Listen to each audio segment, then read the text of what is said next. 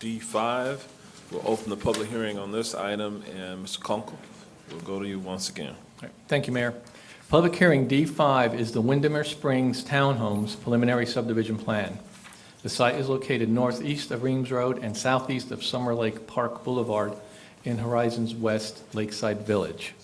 This request is to subdivide 4.9 gross acres to construct 21 single-family townhomes.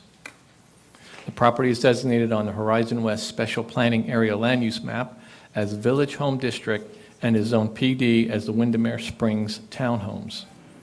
The aerial shows the surrounding areas developed with a church to the left and single-family subdivisions to the right and further to the south. Here is the PSP showing the proposed lots and tracks and access to Reams Road. Recommended action is to make a finding of consistency with the comprehensive plan and approve Windermere Springs preliminary subdivision plan, subject to the conditions listed under the DRC recommendation in the staff report. Mayor and Commissioners have been briefed on this request. This case is in District 1, and staff is available for questions. Thank you, Mayor. All right, thank you. Is the applicant on this item present? If so, would you like to come forward? Offer any comments? All right, thank you, sir.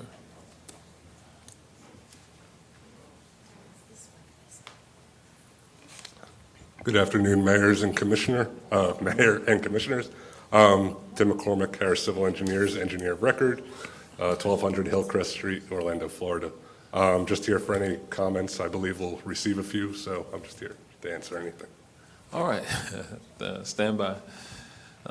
Do we have members of the public present who wish to be heard on this item? I have no speaker cards for this item, Mayor. All right, then we'll close the public hearing at this time, and we'll go to the district commissioner. Commissioner Wilson, would you like to offer a motion? So I understand this was rezoned prior to my coming to this board, and I don't have a time machine, and actually I don't even know if I'd want one, but I cannot continue to endorse decisions that I feel like were originally inconsistent with the comprehensive plan, and I believe the rezoning was inconsistent with the comprehensive plan. And I continue to believe that if we don't do something on Reams Road, that we are creating a public hazard, safety hazard. There is still right-of-way that's being acquired and will continue to, I think, be in the design phase for the remainder of my lifetime, it appears, because I know that started before I got here and is still in design phase. The school is over capacity, the high school is, and we know that those wetlands there, the entire stretch of road was underwater for over a month following Ian. So we just can't, in good conscience, put more human beings in those circumstances. And with that, I'd like to make a motion for denial. Second, Scott. All right, we do have a question before I call the vote. Commissioner Moore? Yeah. Ms. Holmes, maybe you can help answer this. If the land use was already approved and we're just today asked to approve the PSP, legally, does that leave this board in any kind of a precarious situation? Because we're voting no based on, it sounds like, what was done back 6-7 years ago. I think the best answer I can give you is, like Commissioner Wilson, I don't have a time machine to go forward either. So I don't know how to answer precarious situation. If you're asking me, is there exposure for someone to be dissatisfied with our decision? Yes. No, I mean legally, would they have grounds for a legal suit against the county? Because we really already approved their right to build. They're just bringing forward a PSP. I think I'm going to give the same answer. So you're asking legally. So there's always a grounds to challenge a decision, a decision by this board. I think what you're asking me is the likelihood of success or the merits or something like that. So I believe that there's a standard, and she's put forward some of her reasons for that. So that And the rezoning was done. That would be what you're using to make your decision. On a concurrency that is now out of date, so. But the entitlement was already given, and they're just asking on the design. So I don't know how I'm voting on the design. I'm not voting on the land use.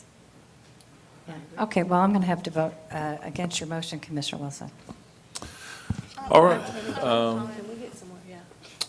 Commissioner Bonilla. Yeah, so from what I understand it, when you have an entitlement for a certain amount of units per acre, you have that it's from up to. And then when we get to the site plan, when we're trying to decide how it's going to be designed, sometimes we can't fit all of that in because of certain setbacks and things like that. So then that number comes down. In this case, are you asking for certain setbacks and different things in order to prevent future flooding and things like that that needs to be fixed before it could be approved? I'm denying an application that has a preliminary subdivision plan based on the information I have now, substantial and competent information I have now. I can't tell you what was done in 2017 on this, but I can tell you that I'm permitted under the law to evaluate the case in front of me and the facts that are in front of me and the things I know, which is that Reams Road was underwater for over a month, that the school concurrency is now out of date, and these are issues that I'm basing my motion for denial. So if you would like to negotiate something different, that may be something that, you can do in your private time, but this is a motion for denial. There was a second. Okay, I'm just trying to understand what your reasons are, and if they're in bounds of, what we're allowed to vote on.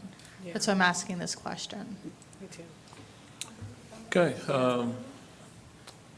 Mayor- We do have a motion and a second. Okay, any further questions? Mayor, I'm still confused, so I can't vote on Listen, it. so we're asked to Who are you evaluate asking? Are you consistency with asking- the comprehensive plan. Okay, are you asking the question of staff or, because Commissioner Wilson has given you her position, so she's, Yeah, because, Okay. if there's ways to rework this in order to fulfill the needs, of the development, the community, whatever, then I understand denying it. I guess that's where I'm at, what's the next step for them, I guess, from here? Because I just want to be able to understand what what the next step would be for them to get to where they need to be before I vote. We're just- being asked to find consistency or not with the comprehensive plan.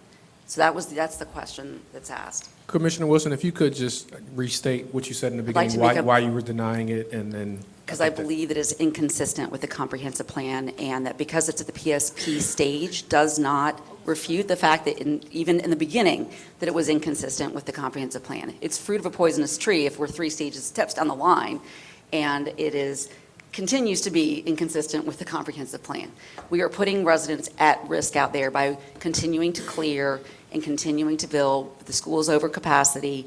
There is tremendous flood issues. And with that, I'll make another motion for denial. okay.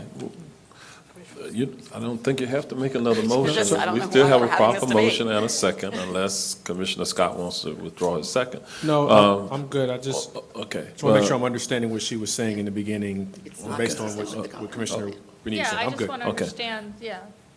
Commissioner Uribe. Okay, I'm sorry, Georgina, because I'm gonna come back to this, because what we're being asked to do by what the agenda says is a preliminary subdivision plan, not an original approval. So now they're submitting their plans, and we're just looking at that. I don't want to get too caught up in the weeds what Commissioner Bonilla said, but what are the issues that are coming up here? I know that, Commissioner Wilson, I understand what you're saying, and the flooding and all that, but is that actually on this property? I mean, it seems like we're putting ourselves in jeopardy for some legal issues right here, because we're denying them on the second step. And while those issues are very valid, is that allowed for us to do on this application? And that's kind of where I think we're kind of, get me wrong, I feel like we're all like unsure of said denial and then the implications legally on the county. And maybe John or Georgina. I think you understand the framework of the request appropriately, and Commissioner Wilson has a particular opinion about the consistency or inconsistency. I can't speak, unfortunately, to the specifics about flooding and the merits. Staff may be able to help you grapple with those a little bit better, but the framework of where we are, you understand. Okay, so I am accurate in my framework of thought. Is there any staff that can possibly offer any clarity on this, or John? Commissioner, this request has gone through a DRC review. As a subdivision plan, it gets reviewed against all of our land development regulations and codes that are applicable to the subdivision process. It does have a recommendation from staff and from the DRC for approval, having been found consistent with those codes. It is consistent with the prior approvals, both from a future land use entitlements perspective, as well as the rezoning that was done back in 2017 under a prior board. So from that perspective, that's why staff is bringing it forward with its recommendation. There are no waivers on the request, and it was approved for up to 21 townhomes, and that's what they were able to fit on the property and still meet all the county's codes and regulations. So there are no waivers or requests at this point? This is I don't consistent with what believe we that. have? No, No. no Okay. waivers. Okay. I have another All right, question. Commissioner Bonilla. Yeah, school concurrency. So how do they meet that?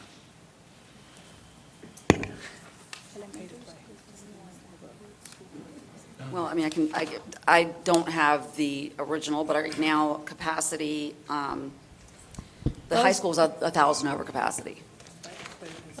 The high school? Yeah, so I'm asking staff, how are they meeting concurrency? Yeah, if, like, Okay. Somewhere, once a whole generation of kids come through. Commissioner, the staff report does have information about current enrollment and capacities, and I think as several of the commissioners have commented, from an elementary school perspective, there is capacity at the elementary school level, but there are overcapacity at both the Horizon West Middle School and Windermere High School level. But in terms of the site plan, the requirement, and I'd have to look to, I don't think we have anybody here from OCPS, but in terms of concurrency, that occurs or needs to occur before platting for residential development. And should they fail concurrency, at that point, they would have to enter into a mitigation agreement to address that, consistent with Which the does not concurrency help the process. students that are there. so they're providing mitigation for this? If at that point in time there is not capacity available, again, following our ordinance, they would have the option to either wait or enter into an agreement. I'm sorry, I didn't anticipate that particular question and have the full extent to research it. But traditionally, again, consistent with the ordinance and methodology, if there is not adequate school capacity, they would have the option to mitigate that traditionally in a manner consistent with our ordinance. Okay, and how do they mitigate that? Usually it's through a payment of some financial contribution, and there would be an agreement that would come to the board for approval. Again, usually the requirement is prior to plat. Okay, so that payment will be enough to pay for a new classroom? Expand the buildings? It depends on the level of analysis. Meet the number of students? The methodology depends upon the student generation of the project, what levels of schools are deficient. But at the end of the day, there's also requirements in state statutes for any financial contribution that's made to the school board to be impact fee credit eligible. So unless that financial contribution exceeds their impact fee obligations, the OCPS is still going to get the impact fees associated with the project, which from OCPS's perspective generally does not cover the full cost of adding the necessary seats or accommodating that. It's like 80% or close to it. Okay, so currently they have approval for an up to number. We were being asked to do the preliminary subdivision plan now, which will then lock in the amount of units. But then they don't have concurrency, or that isn't being done until it's platted, which is later. And if they don't meet that concurrency, then they can't build? I attempted to explain either they make a mitigation payment or alternatively they wait until capacity is available. Okay. If I'm pausing, it's because sometimes, we've been doing things for a certain way for so long that sometimes when you really look at it in real life, it's like, why are we doing it this way? I agree. And for us to suffer the consequences of ill decision-making when we look at the totality of a case seems absurd, which is exactly why I made a motion for denial. The people out there are really suffering. You can't get out of your neighborhood out there right now into between 3 and 5 at all. And on a rainy day, you're underwater. It's an absolute disaster. So I just think I'm it's. going to take back my time there. So, or take back the floor. So I do want to make a point that we're looking Vision 2050 right now.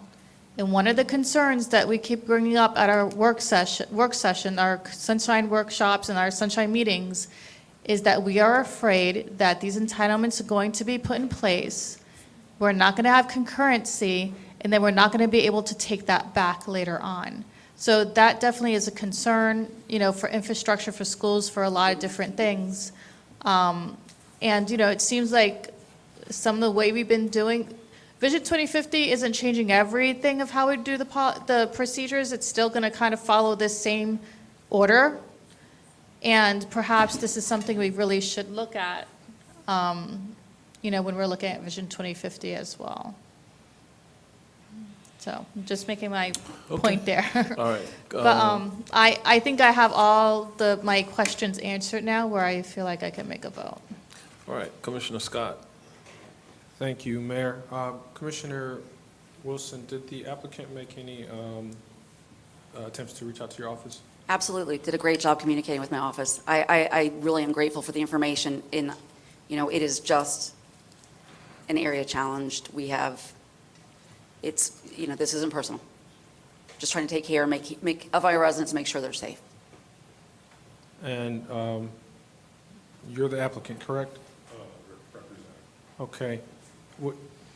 I guess, was there any conversation to change the capacity at any time, or it was just that plan? I guess the plan that they submitted that was ultimately approved, was there any discussion or suggestion to be able to make adjustments to the number of sites at all, to staff or to your office?